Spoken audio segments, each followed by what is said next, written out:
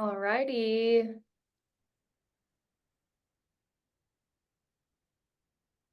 Welcome, everyone. Excited to have you here.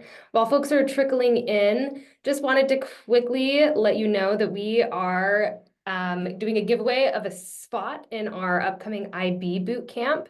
So you can go ahead and use this bit.ly link or this QR code here to enter into that giveaway. Our boot camp's on Leland.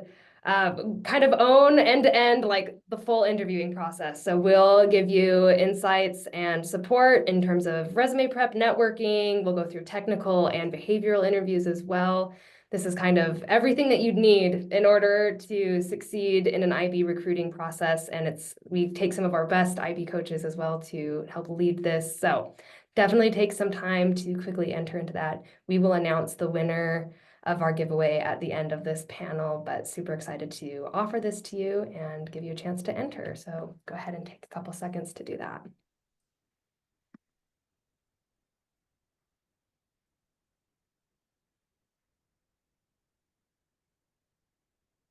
Perfect. And feel free to just take a screenshot as well if you'd like, but we can go ahead and dive in. Welcome to Breaking into Investment Banking. We're excited to have you here for this panel. We will have our panelists, Alejandro, Arielle, and Julia with us. They'll go ahead and give some intros themselves in a little bit. But we're excited to have you here as part of our part of this panel for IB recruiting here at Leland. You can go ahead and scan this QR code here to sign up for Leland and get access to all of the free events that we host on our platform, other IB resources, and exclusive offers for IB recruiting as well. Before we dive into our panel and our questions, just wanted to quickly review some event logistics. Go ahead and feel free to ask questions in the chat. We won't be doing any open Q&A right now, but we can try answering some of the questions in the chat as they pop up. Please be respectful and supportive of other folks on the call as well. And lastly, if you would like, please sign up for Leland to access the recording for a week following this panel. Oh, okay, sorry. Quickly going over agenda, we'll do some intros, and then we'll go into the panel and then do a little conclusion, final word at the end. Pretty simple, pretty straightforward. Wanted to introduce you to some of the Leland team. Hi, I'm Ellie. I'll be hosting our panel. I'm in charge of courses and content here at Leland, so I am in charge of boot camps. So super excited to introduce you to some of our top IB coaches and PE coaches here, and excited to offer a free seat in one of our giveaway a free seat for our upcoming IB boot camp. You'll also see Erica and Amanda in the chat. They help pull together these panels and make it a great experience. So grateful for all of their work here. And now let's introduce our panelists. Would love to have them introduce themselves. So we'll go ahead and start with Arielle, if you want to kick us off, and then we'll move to Julia and Alejandro. Yeah, hi, I'm Arielle. I am currently at Wharton, but previously I worked at Goldman in their TMT group, before that FT Partners. And then after banking, I did 2 years at Warburg Pincus in their tech group. So excited to be here. And recently, some of my clients have landed at Carlisle, L. Catterton, and we had someone go to Goldman, which is exciting.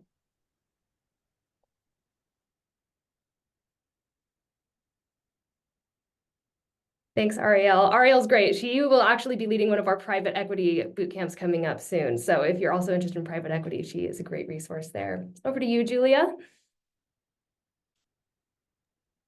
Hi, everyone. I'm Julia Materian. I graduated from BYU in 2019 and was at Lazard in their restructuring group from 2019 to 2021.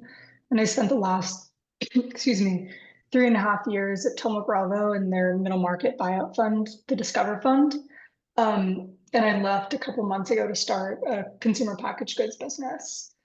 I have spent a lot of my time over the last 6 years helping mentor people through both the investment banking and private equity recruiting process.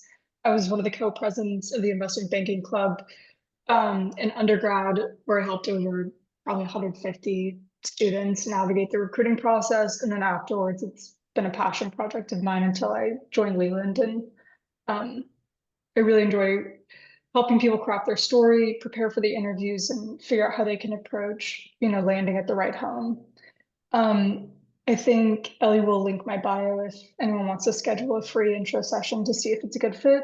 And always happy to answer any questions as well. Thank you, Julia. And Alejandro?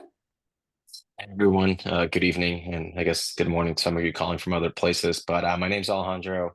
I'm a coach here at Leland as well. As far as my background, I actually studied engineering in undergrad and then ended up starting my career in consulting. I then went to business school at NYU and then uh, pivoted to a career in banking after business school at Goldman. I was in their consumer group.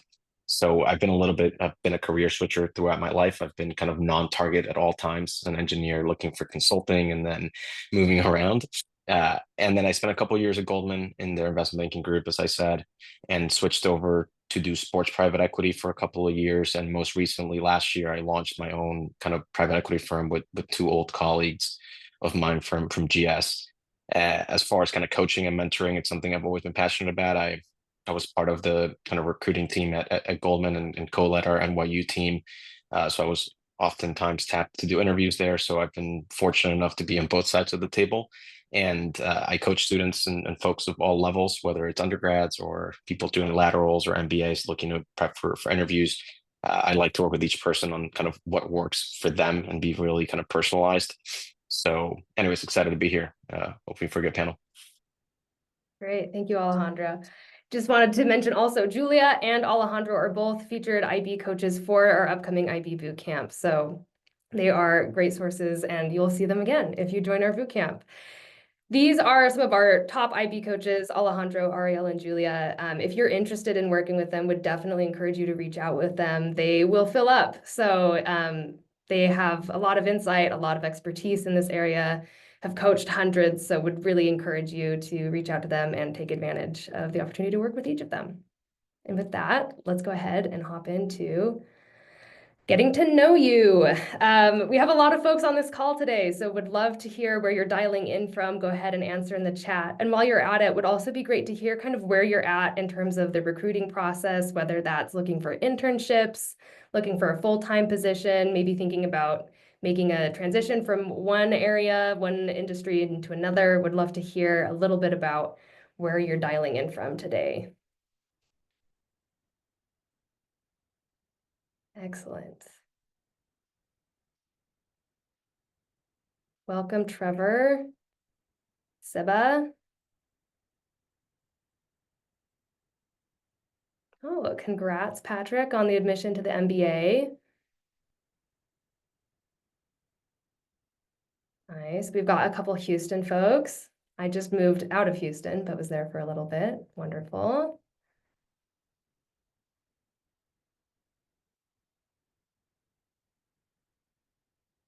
Excellent.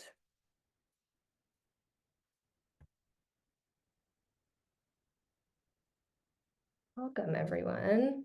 Looks like we've got a good mix. We've got folks who are just here to get some information, folks looking for internships, looking at transitions, getting experience.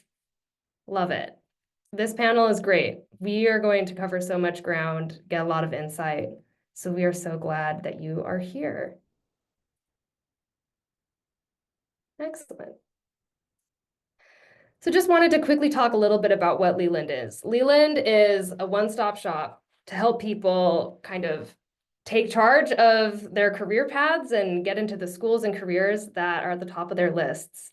We offer a couple different ways to help you do that. One-on-one coaching, meeting with experts like our panelists today to get one-on-one help getting into the career, the schools that you're interested in. We also offer these live cohort-based courses like the IB Bootcamp that we're doing a giveaway for, and free community events like this one where you can connect and learn from the coaches on our platform. Would encourage you to take advantage of all of these offerings. And these work well. Every year we help thousands of people break into elite schools and take advantage of some really incredible career opportunities across various industries and different types of schools. We handle everything from resume prep to technical interview prep. We are here to help you achieve your goals, regardless of what they are or where you want to end up. We are ready to help you with that. So super excited to have you on board today and help you achieve your goals in investment banking. And we're excited to move into our panel today. Wanted to start with this first question. Would love to hear a response from all three of our panelists on this one. And just what is your best tip for breaking into investment banking? Let's go ahead and we can kick it off with Alejandro, if that's all right, and we'll work through. Yeah, I'm happy to. I think I'm sure Julie and Arielle are going to have some awesome ones. The one I would share first is no matter where you are, whether you're an undergrad looking for an internship, or you're a business school student looking to transition, or you're doing a lateral move, you have to look at the processes. Part-time job at the very least and a full-time job at most.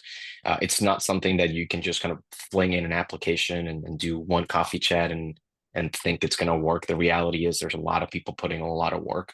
So you have to almost structure it like something that you put time into every single week, whether that's preparing your resume, doing mock interviews, preparing, reading technicals and getting really smart, or reaching out to people, having a tracker and making sure you're following it. The tip is just like you got to take it seriously. You've got to dive into it and you've got to put in the effort because the reality is there's hundreds of other people doing so. And like it or not, it's the reality of the situation. And you got to put in the legwork for it. It's not something you can, do last minute. And I'll give you a good example. When I was an undergrad as an engineer, I saw some banking jobs and I like flung in a resume and a cover letter and I went like 0 for 22 because I didn't do any of the work. I literally just submitted an application with an engineering background, and of course, it didn't work. Right, so that would be my tip. Awesome. Thank you, Alejandro. Arielle, could we move over to you next? Yeah, my tip's similar. The thing that I recommend is there's a part of a banking interview called the technical interview portion, and those have to be crisp and they have to be correct, especially if you're not coming from a target school. It's your way to show that you're prepared and interested in the role. So spending the time up front to get those out of the way and be clear and concise with them is a worthwhile task. And you can get an investment banking job if you stumble through a behavioral. It's a lot more difficult to get one if you completely bomb a technical. So just prepping those way far in advance so that you feel calm going into the interview is probably the #1 tip I give students. Awesome. Thank you, Arielle. And we'll close this one off with Julia. Yeah, I agree with both of what they say. I think the only other thing I would add is get the easy things right. So it's a very competitive industry where you have people working like mad to get these jobs. Some of them have connections, a lot of them don't. But landing an investment banking internship and then full-time opportunity comes after putting one foot in front of the other and making good decisions along the way. And so I would just be really cognizant of getting the easy things right, like getting your story really good and really crisp, making sure your resume looks really good, nailing your technicals, like Arielle said. And then, like Alejandro said, just be ready to outwork everyone, and you'll be surprised how that can give you an advantage. And then I think just the last piece of advice I have is I think when you go through the process, you realize that there is sort of like a stereotypical finance archetype, which is sort of like the Patrick Bateman, like robotic person just trying to get into finance, only cares about money. I would avoid that at all costs. And I would just really focus on being yourself in the interview process. Try to personalize your story where you can, try to show who you are and your character, and just be sincere. And I think you'll be surprised how that can also give you an advantage and help people remember your name, which goes a very long way and ultimately getting an offer. Awesome. Thank you, Julia. A couple things I'm taking away from this. It sounds like one thing I picked up from all three of your responses here was making sure you have enough time that you can recruit properly and completely. And then aside from setting aside that time, making sure that you're spending it on the right things. So making sure you can be super sharp, super crisp on your technicals, and also making time for mastering the easy things and not just overlooking them because they're intuitive or easy. And I think probably that also means that you have more time to make sure that you're coming across as a human, someone who's personable, someone who's still yourself and being genuine in those interview processes. That's great. Thank you so much. Our next question is about walking through your personal IB recruitment process. I'd be curious to hear, Julia, your thoughts on this one, and then also Alejandro, since you recruited out of an MBA versus undergrad. So would love to hear if there's any differences in the process coming from undergrad versus a graduate or MBA program. So Julia, if you don't mind kicking us off here. Yeah, of course. So, just for a little bit of background on myself. So I grew up in Los Angeles and had absolutely no idea what investment banking was until I was in college. And I remember when I was a sophomore, I had a friend of mine who was a few years ahead of me just describe this industry. And I thought, oh, wow, like that's like it. That's what I want to do. Um, and the second I learned about it, I just put my head down and I got to work, like kind of trying to get the easy things right. And it's a bit of a chicken and egg situation because to get sort of the coveted junior year internship, which leads to the full-time job, you need to have a sophomore internship and other relevant experience. And I think Leland does just a tremendous job helping people be connected to coaches who can help them with each of those steps. I had a lot of and I had made friends with upperclassmen in my college's investment banking club, and they had plugged me into a few different internship opportunities, which I think was sort of the first like big break that I got. Um, and it was that opportunity that then helped me get my junior internship at Lazard. And then it was just along the way, like one anecdote that I'll pass along that I think is really helpful is so I studied finance at BYU. It's a pretty big program, but people know each other well.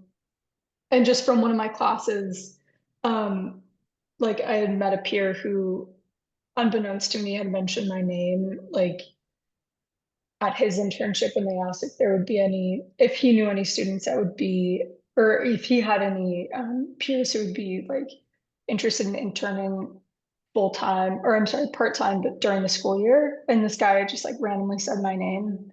And it was that opportunity that ultimately helped me land my job at Thoma Bravo. So I tell you all of this because as you navigate the recruiting process, you want to leverage everything that's available to you. You want to leverage the upperclassmen. You want to leverage any clubs that are on campus. Do as many case competitions as you can. Try to get one opportunity, which will lead to the next opportunity. But I think a very important thing to remember is that a lot of the people that you're like brushing elbows with will end up helping you get jobs that you don't even know you were like looking for.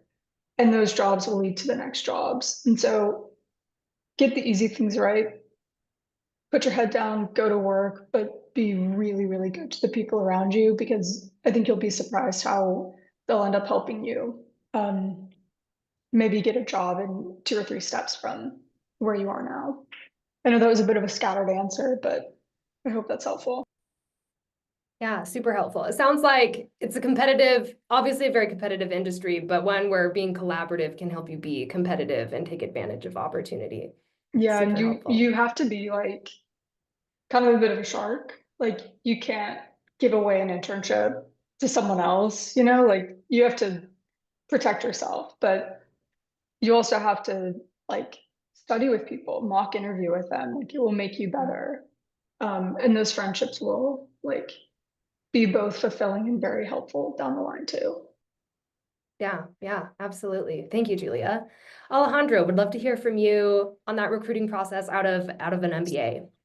Yeah, so I think our process for the MBAs is obviously a little different than the undergrads, as we do the recruiting all in the fall, right? So from a logistical standpoint, you start in September and in January you interview, and if you got a job offer, by the end of January. So it's a pretty compressed process, at least compared to the undergrad one that you can start really whenever you want, and it may take all the way till you get that offer sophomore year.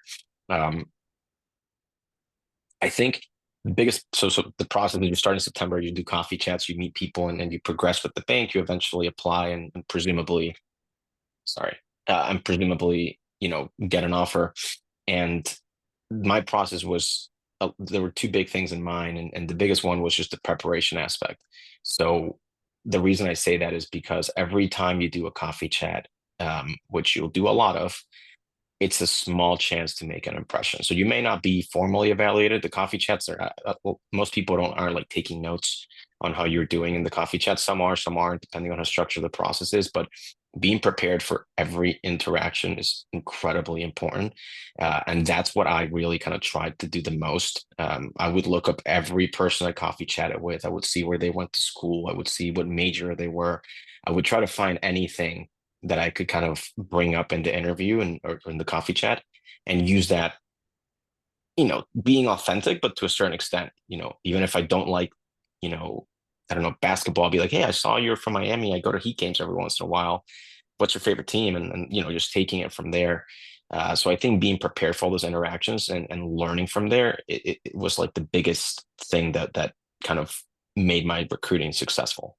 Every step of the way, every time you do this, you have to be prepared. And the reason why is because on the job, that's what you have to do. If you go talk to a client, you can ask Arielle or Julia, you're walking into every meeting and you're expected to know every answer. So no matter how small or big the meeting is, right? So I think that's kind of how my process was and what really helped me the most. Awesome. Thank you, Alejandro. I think one thing I'm taking away from both of these answers is that you need to be prepared to make a great impression for any interaction, regardless of who you're interacting with, whether it's a formal coffee chat, whether it's your peers, upperclassmen. So making sure that you can be polished and come and bring your best self to all of those interactions is huge, at least for this recruitment process when you're meeting people, networking. And it sounds like that also translates pretty well to the job itself once you've gotten your offer, once you're actually working. Thank you. So this next question is about approaching networking and the coffee chat portion of the IB recruiting process. We heard a little bit from Alejandro on what his approach there was. Arielle, I would love to hear a little bit from you on the networking process and your experience there.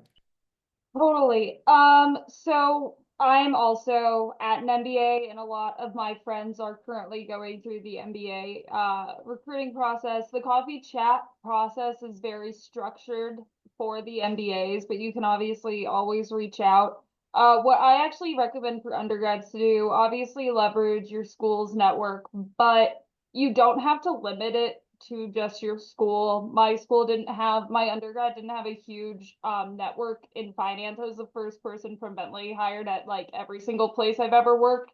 So, it doesn't mean that you can't get a job somewhere. What I recommend though is for banking, specifically if you're an undergrad, analysts don't, not to say like analysts don't matter, but like they're not going to be able to really pull the strings for you in the recruiting process. So I know it's scary, but reach out to VPs, reach out to senior associates, reach out to principals, and they're also happy to help. Like those people, especially if they did an MBA program and they recruited into banking, like those people get how hard it is. And if they've stayed in banking long term, they're really happy to talk to you and they're not scary. So that's kind of how I went about it. And it was a lot more fruitful than reaching out to like a sleep deprived 22-year-old who's going to forget to forward your resume somewhere. If you can figure out who the staffer is, that's usually the person in charge of recruiting. So that's usually the best way to go about it.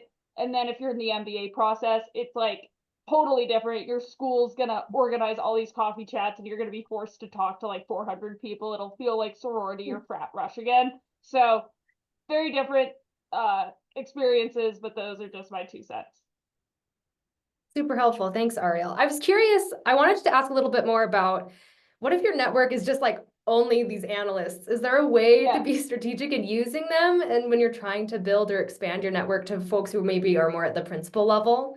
You can totally ask them to introduce you to their associates or loop them in the email to the staffer or whoever is in charge of the internship process. I think coming out of college, you think HR is always in charge of hiring, but in banks, it's not. It's the staffing team and it's really the group itself. So I would say if you have a call with an analyst, you should be, and you feel like the calls went well, the goal of the call should be that your resume gets sent to the staffer or that you get a call set up with the staffer or a senior associate or a VP level person. So it's not like the end of the world if you're starting with analysts. I just think that like if you want kind of like a higher ROI on terms of like time spent on the phone, reach out to more senior people. Yeah, absolutely. Makes a ton of sense. Thanks, Arielle. Were there any other thoughts from Alejandro or Julia on this question before we move on?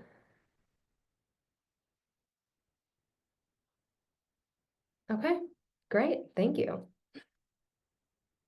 Our next question, how do you help people craft their stories to be prepared for networking opportunities and interviews? Alejandro, would love to start with you on this one, if you don't mind. Yeah, I think the way I always approach it is kind of there's two things I tell people. You want the person listening to you to come away with two things. One is, I get it. I understand why, you know, Arielle or Ellie wants to work in banking. The story makes sense. And number two, banking is the only thing they want to do, right? Like it's what they want to do. They're committed to it, and it's what they truly, genuinely believe. So I always tell people when you think of your story, it has to make sense. And that sounds simple, but you'd be surprised the number of people that will say things about maybe their childhood or their high school experience that I recognize is maybe really important to them, but it may not be helpful to the story. And an example I may give you is some people will come talk and they're a biology major and they're like, I was part of the biology team on my high school and now I'm president of the undergrad biology club.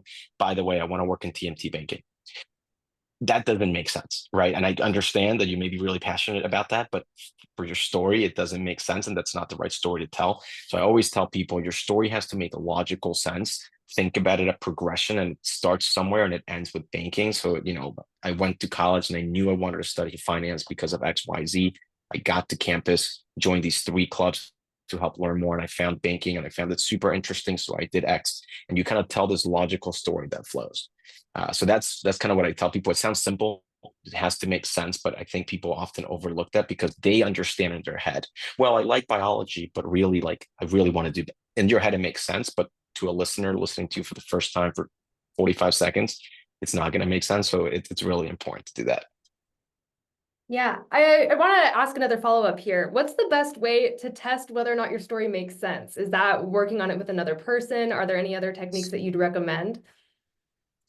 I tell people two things. One is mock. So mock with your friends, classmates, and ideally with a classmate that you don't really know, right? So someone that's also recruiting that doesn't know you. And then you ask them after, like, what do you think is my background? What do you think are my skills? Like what did you take away from that?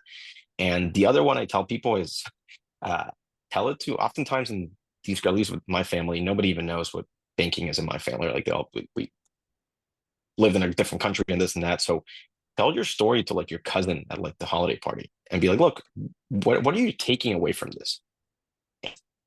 Just see what they say. And if what they repeat to you is completely different than what you thought they're hearing, that means you need to rethink it, right? So again, use both the people that understand the industry, because of course, you know, your cousin may not understand what banking is, so they may not be, you know, opinion like a good enough opinion. But then also use it with people that don't know you to make sure your story is simple and easy to digest. Yeah, absolutely. Thank you, Alejandro. Julia, also wanted to get your input on this question, if you don't I mind thought sharing. Alejandro crushed it. The only other 2 points I'd add, one is keep it pretty short.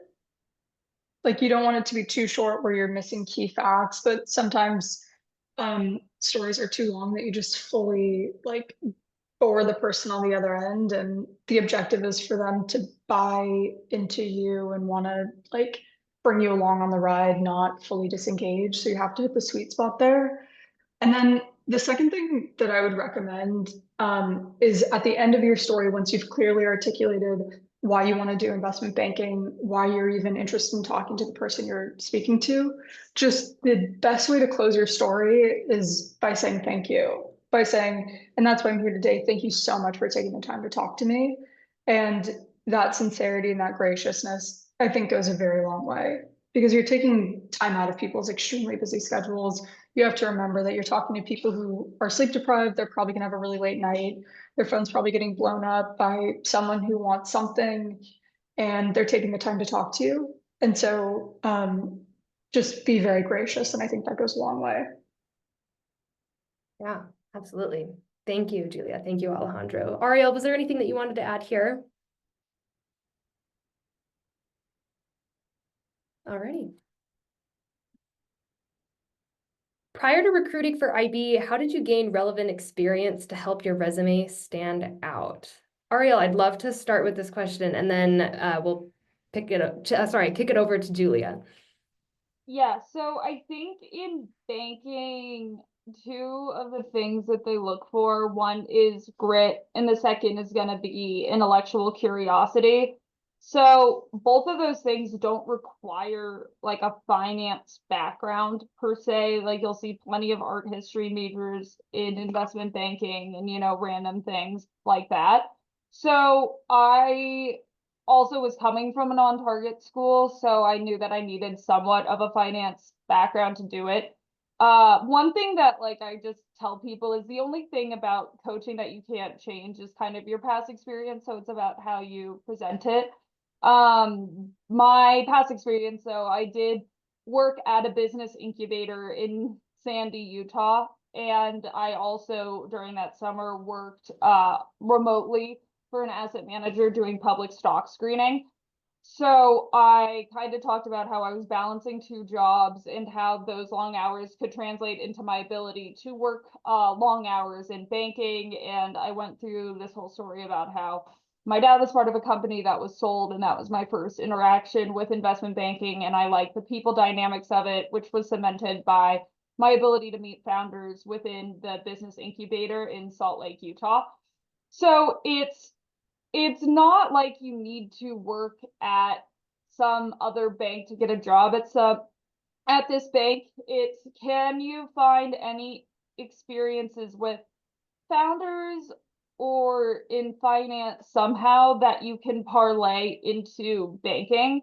And it's also knowing what banking is. So banking, you are selling an asset or raising capital via equity or debt markets. Like it's not Wolf of Wall Street, like you're not pitching stocks. So understanding that is kind of a key factor into thinking like what's going to be relevant experience for you. So like working at an incubator, a search fund accelerator, there are a bunch of kind of like odd things that you can get your hands on that are adjacent to banking and they're not insanely competitive. So I think that you don't need a sales and trading internship to go into banking because they're completely different jobs.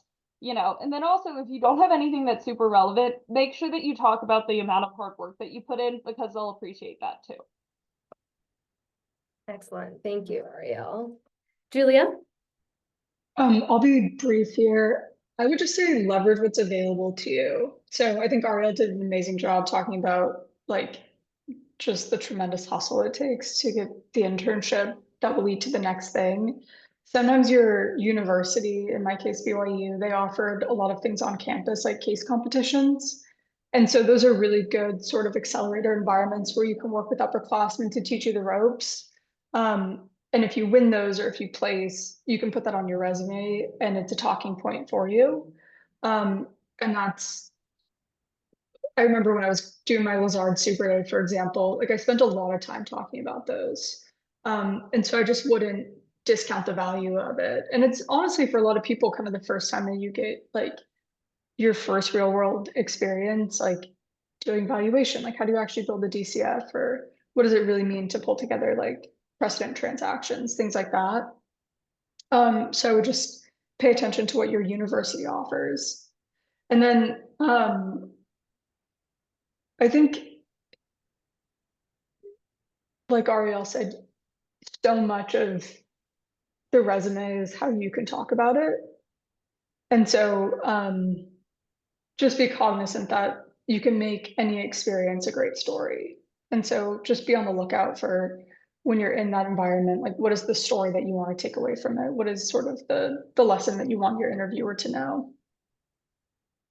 Yeah, absolutely. So I'm hearing a lot of hustling to get access or get opportunities that are relevant, but then also being open-minded about other experiences that might be a little bit more adjacent, but being able to tell a good story and letting that narrative kind of guide a lot of your recruiting. Alejandro, I also wanted to ask if you had any input here as someone who came into the business world or the finance world from a STEM background. Curious if there's any wisdom that you might have for folks who are in a similar, who have a similar background. So for me, I think what I leverage the most to go into it on one hand was my consulting background, and as Arielle and Julia said, what I handpicked and cherry picked what from that background I shared, right? So I used the skills I learned there, like PowerPoint, client servicing, Excel, all of that were very relevant. Now, the type of work I was doing, maybe not so relevant. I went and I helped them deploy like an iPad application in Canada and train people on it. That's not really relevant. But what's relevant is I worked with the client and I made sure it was delivered with excellence and I made sure it was delivered successfully and I had accountability and ownership. So that's kind of what I took from that story. And then as far as to your question around the STEM background, I think what I was fortunate to have, even though I kind of admittedly didn't really like doing engineering when I was in school, but I was kind of in too deep when I realized that I was like 128 credits out of 135. So I just stuck with it. And what I took from that though is I was very fortunate that I just dealt with numbers all day. So to me, finance was a slightly bit easier than maybe to someone that didn't have an engineering degree. I'm not saying I'm any better at it because of it, but at least I was able to teach concepts to myself that made a little bit more sense than zero. So I think that's what I leveraged a lot, which was like, look, I came from an analytical problem solving oriented background. And even though the subject matter here is a little different because it's finance problems, as Arielle said, related to capital raising, it's still something you need to solve in steps, right? Like, how do we do an IPO? Well, there's steps and how we get to the finish line. And that's how my brain or any engineers is trained. So you can try to apply that anywhere.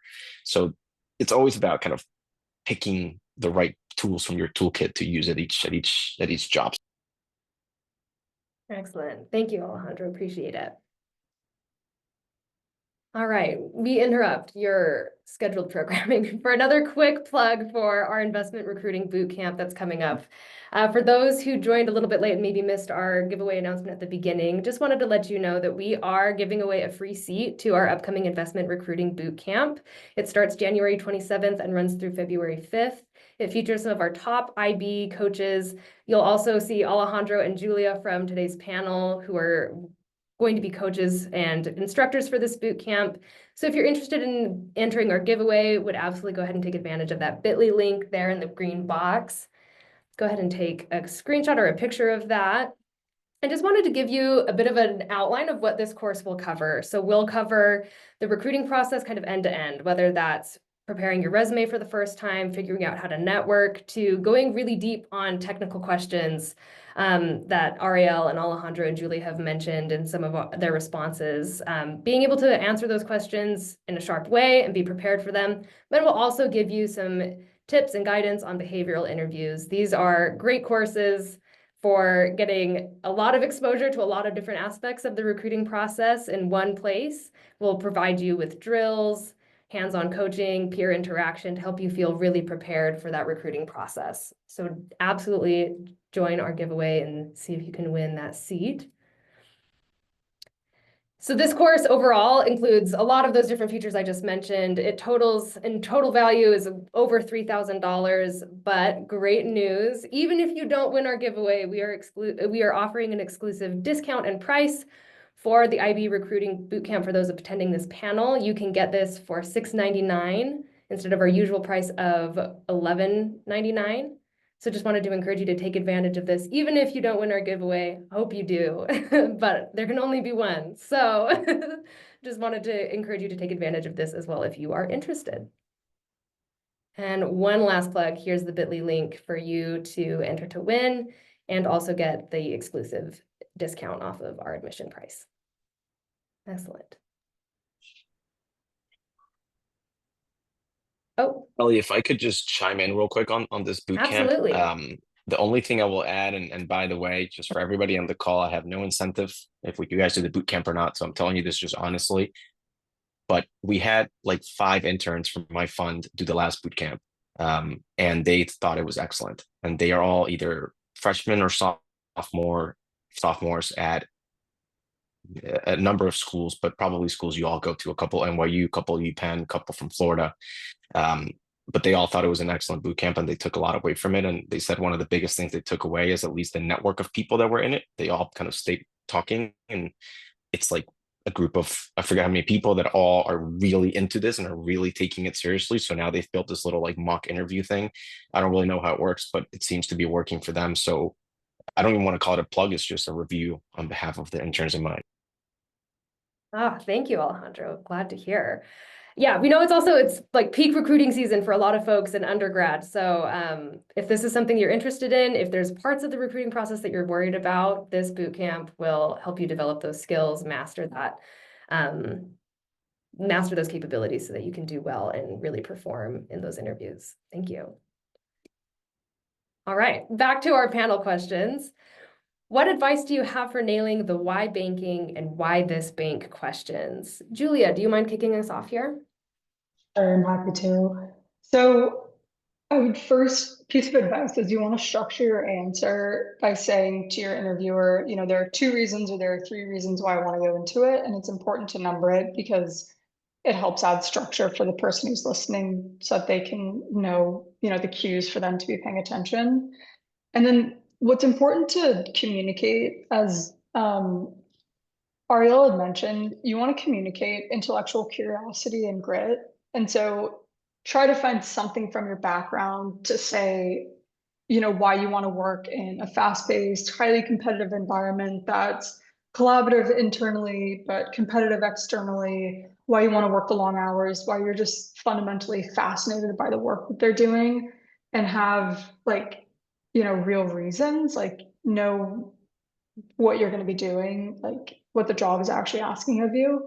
But I think the second piece is just be very sincere. Like find like genuinely the reason why you want to do it and put it in a bit of a diplomatic wrapper because it is an interview. But I think the sincerity piece and kind of showing intellectual curiosity and the intellectual horsepower kind of, if you were able to check those boxes, I think it creates like a perfect why banking answer. Sure. Thank you. Alejandro And or Arielle. Oh, sorry. just to make that a little bit more like concrete, I can give my answer.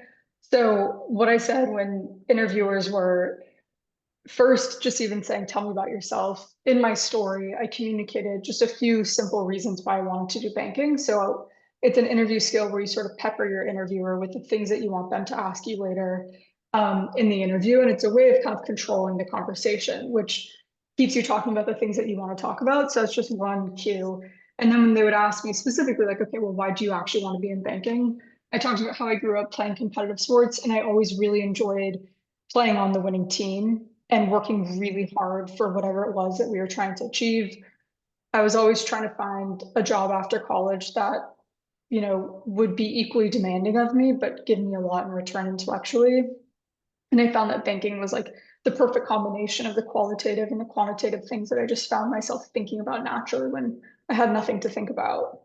And so that ended up helping me a lot in the interview. So whatever it is that, sincere for your own background, but kind of communicates that you have the characteristics that will help you succeed, it'll go a long way. Yeah, so it sounds like this question is kind of meant to give you an opportunity to extend on some of your general narrative that you're talking about throughout the rest of the interview. Does that seem fair? Yeah, that's exactly right. Excellent. Thank you. Arielle or Alejandro, is there anything else that you wanted to add here? I think that this is a good time to showcase that you know what the job requires of you too. I think some of the answers that I heard when I was like helping interview at Goldman were like almost too rosy for what banking is. Like Julia just mentioned, like she wants something that's demanding and tough and also rewarding, and that's awesome because it shows that she has some idea that like banking's not gonna be this like golden egg and everything's perfect. Sometimes people are like, oh, I just can't wait to like do deals and all that stuff. And all that stuff's great, but like you have to, I think, to answer this question appropriately, mention the grit part and say like, or if you don't mention it, say why you're comfortable with it. Like my experience, I talk about how like I think helping founders capstone their careers is the most interesting part of banking, and the fact that you get to be there to help companies through their strategic decisions makes it easier to pull a bunch of late nighters because the people that have founded these companies have put in 15 years of time, and you can put in 6 months to like pay respect to them. So you need to kind of back up the fact that you're going to have a work ethic that'll support why you should go into investment banking into this question, and not kind of say like, and not try to paint it as this perfect picture like some people do. Yeah. 100%. That is so well said. Yeah, and I'll try to tackle that second one. Everything you said was spot on the last, and I want to reiterate the structuring and communication aspect of all this. You're really being evaluated on two things. One is the content of your answer, like what exactly you're saying, and the other is your delivery. So it's very different for me to be like, I want to do banking for two reasons. Here are the two reasons, than me rambling in a paragraph. So just keep that in mind. The delivery is really important, because I think a lot of people like practice it in their head and they don't practice saying it out loud. And now tackling the second question about why, fill in the blank bank. The number one thing I tell people is your answer has to be unique. So you need to showcase the fact that you did research and the fact that you truly want to be at that place. So whenever I would hear answers like, well, I want to be at a global bank with really good training, I'd be like, awesome, there's like 20 of those. So, if you don't make it here, that's fine, because there's another 20 down the street that all check that box. Now, if you tell me, how do you make that unique, is your research, right? And I remember when I was applying to GS back in the day, it was back when they first announced that they wouldn't take any company public that didn't have two diverse board members on there. So to me, being a Hispanic person, that resonated with me. So I use that in my interviews. Like I really align with the culture here and the values here of pushing for equality and this and that. And I know that David Solomon, is pushing and announced this requirement in IPOs, and that's unique at the time. At the time, I don't know today, but at the time was a unique thing that if you listen to that answer and you believe me, you would be like, wow, this is the only place that can really give you that currently.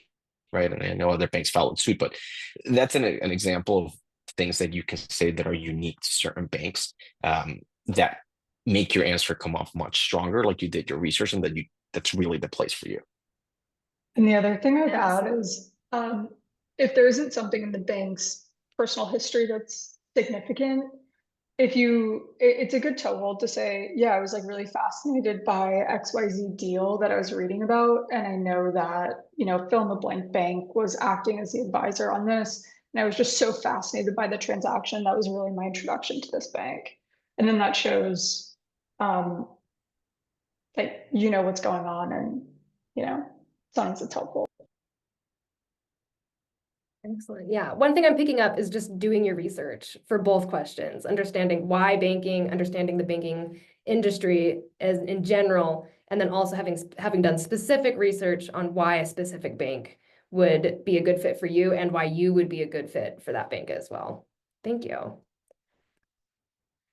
Our next question, how did you prepare for your technical interviews? Arielle would love to hear from you on this one. Yeah, so technical interviews, the best way to learn is like block and tackle it. I mean, like, you need to memorize them. And I say memorize because like it's okay if you're memorizing them. Like, this isn't some IQ test about how creative you can answer the question. My rule of thumb is every single technical interview you have should end 5 minutes early, because that means that you were clear, concise, and you didn't leave room for error in your answers. And like, these people aren't gonna try to trip you up. The mergers and inquisitions, like 400 question guide. The way I approached it was I had some guides from Wall Street Prep that went over accounting, valuation, LBO mechanics, and maybe like accretion dilution models. Read those like textbooks, made study guides, made flashcards, did the flashcards, found some other flashcards on Quizlet, did all of those. And then at the end of it, like, you're not going to come across many questions you haven't seen before if you go through that whole exercise. And then the best piece of advice I can have for if you have a technical interview that you don't know, you do know a lot of other stuff because of the massive amounts of prep that you've done. So define all the terms in the question that they have asked, and starting from there, you'll already have 50% of it right. So I best the like way to go about it is 1, block and tackle, like reading all the information, try to understand it the best you can.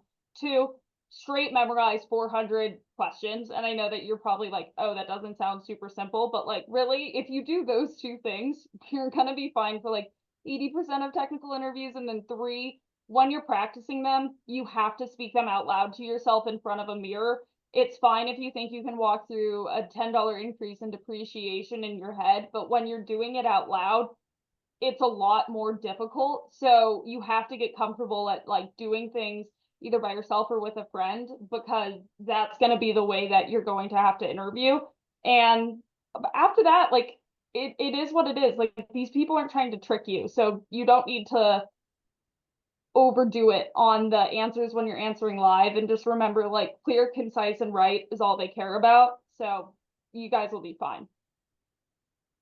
I'm seeing a lot of nods from Julia and Alejandro. Sounds like a lot of this is resonating. I think that's a perfect answer, and I really just can't emphasize enough speaking it out loud. So just, you can read the textbook, you can read all the guides, but if you can't articulate it simply, then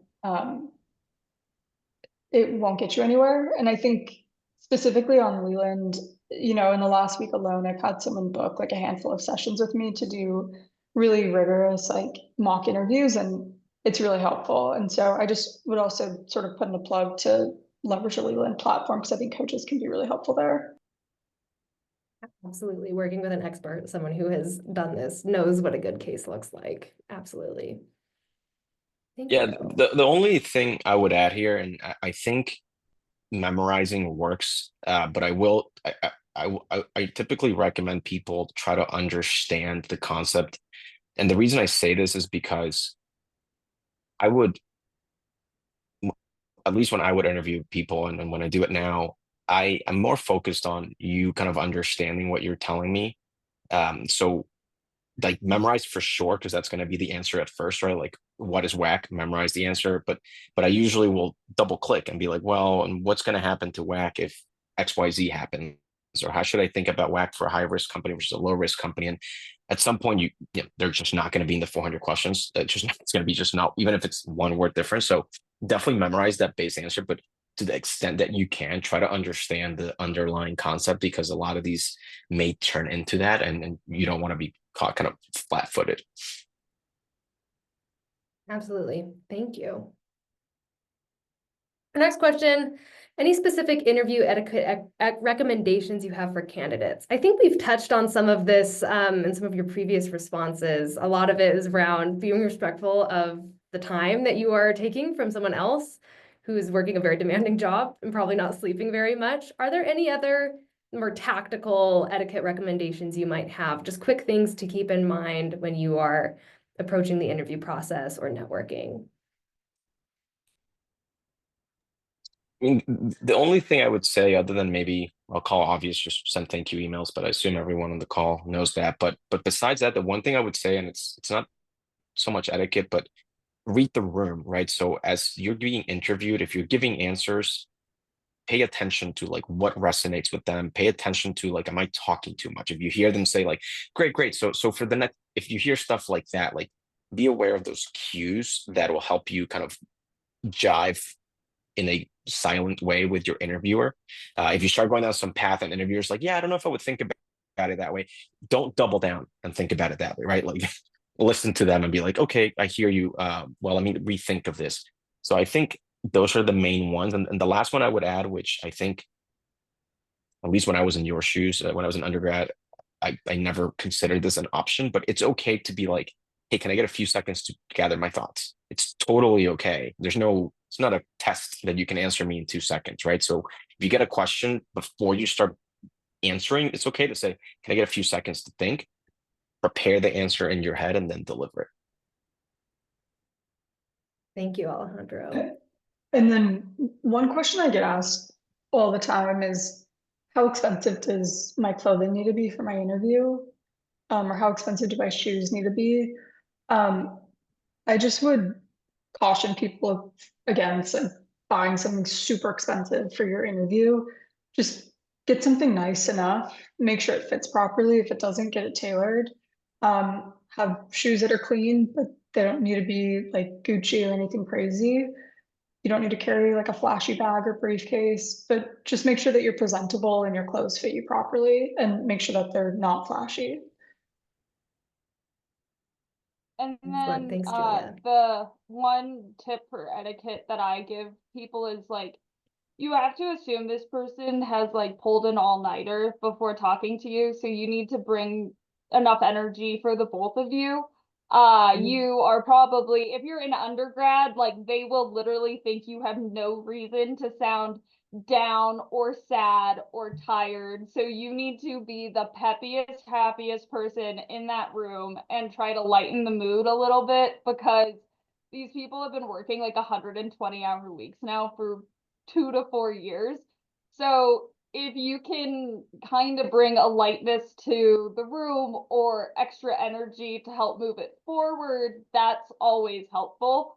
So you just have to think like, if you were like, think about like the most exhausted you've ever been and someone else came to talk to you with zero energy, you would not be happy. And you just have to approach it with that mindset.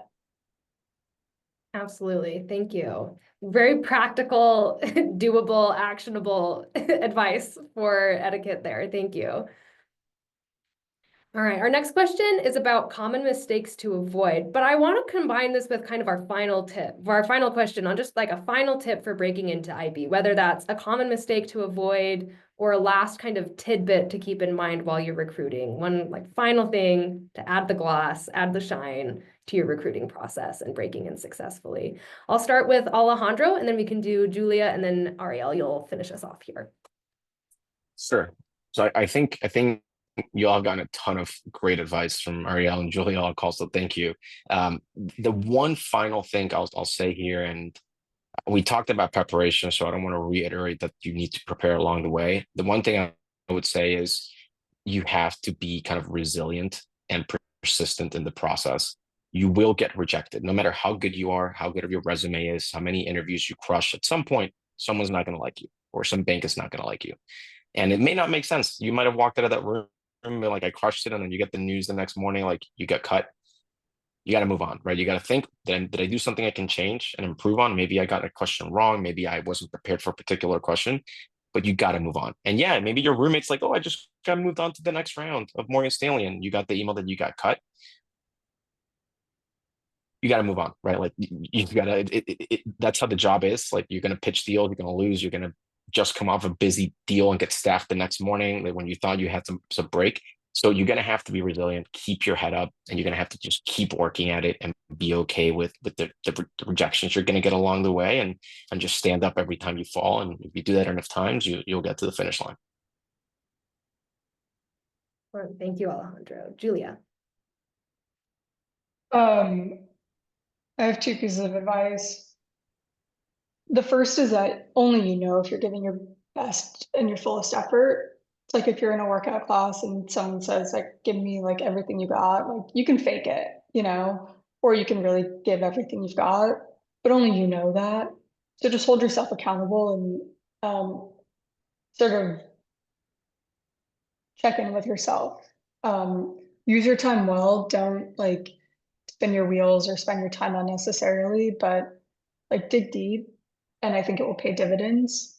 And then I hope this isn't like a bad thing to say on a breaking into investment banking panel, but just remember it's just a job. Like if it doesn't work out and you don't get a job in banking, like I'm sure you'll have an extremely successful career in another industry. So don't beat yourself up. Like it's a great industry and like I'm personally very thankful for it. It's gotten me where I am, yada yada. But like if I didn't get into it, I would have just as successful of a career. So just keep that perspective in mind and like, I don't know, don't lose sleep over it if it doesn't end up working out. Like sometimes you just like never know your good breaks, your big breaks from your bad breaks. Um, and just kind of roll with it. If you've given everything you've got and it just doesn't work out, pivot, find something else. Not the end of the world. You'll have an amazing career. Don't stress. Thanks, Julia. Arielle. Yeah, all of those are great things. Both of mine are like common pitfalls and then final tips at the same time. So I think something that's a little contradictory to what I said is you can spend all this time prepping for the technical interview part, but if you don't have a compelling story, it's tough to beat out someone that does and has the technical part. So both parts of the interview are important, but you can't Google your story online and memorize it. That's something that you have to craft yourself. So that's the first one. And then the final tip that I think, and the final pitfall I see, is you do all this time prepping and you've memorized so much stuff, you know so many things now, and you're kind of excited to talk about it in the technical portion. But like if you took AP classes in high school, the joke was like it's just about answering the prompt, and that's what AP stands for. Same thing with the banking technicals. Just answer the question they ask. Don't try to go off on a tangent to show other things that you know, because I think of it like a legal courtroom. You're bringing that into discovery and that they can hammer you on it. Just answer the prompt and be happy with it, because honestly what they're going to do is they're tired, they're going through a sheet and it's like, okay, $10 DCF, like check, like multiples check, and then they're done and they're like, okay, do you have any questions for me? And you've made their day easier, and it leaves more time for you to ask them questions and show off your personality. So those are my final 2 tips. Thank you, Arielle and Alejandro and Julia. That was our boot camp. Before we wrap up, that was our panel. Before we wrap up, wanted to quickly announce our giveaway winner. Our giveaway winner is Oliver Sasakaran. Congrats. We will reach out to you to give you access to the boot camp. Congrats on winning our free seat. Again, for those who did not win the giveaway, would encourage you to take advantage of the exclusive discount that we have for $500 off the typical price for attending today's panel. And I know that we are a bit over time, so huge thank you to our panelists who are willing to be so generous with their perspectives, their insight, and their guidance for breaking into a really competitive industry. It's tough work. They've done it. They know the ins and outs. So super grateful to have them with us today. Would give you a round of applause, but I think the acoustics would sound terrible. So just know that I'm grateful. I learned a lot. I'm sure our attendees as well are super grateful. Wanted to give you a quick shout out here. And for those who are interested in working with them, absolutely reach out to them on Leland. These are phenomenal coaches. So grateful to have you with us. And with that, thank you so much for joining us. If you're ready to get started, you can scan this QR code to set up a strategy call with one of our Leland members who can help you get set up with a phenomenal coach, match you to someone who has the experience and the background that you need. And thanks so much for joining. Have a good evening, everybody.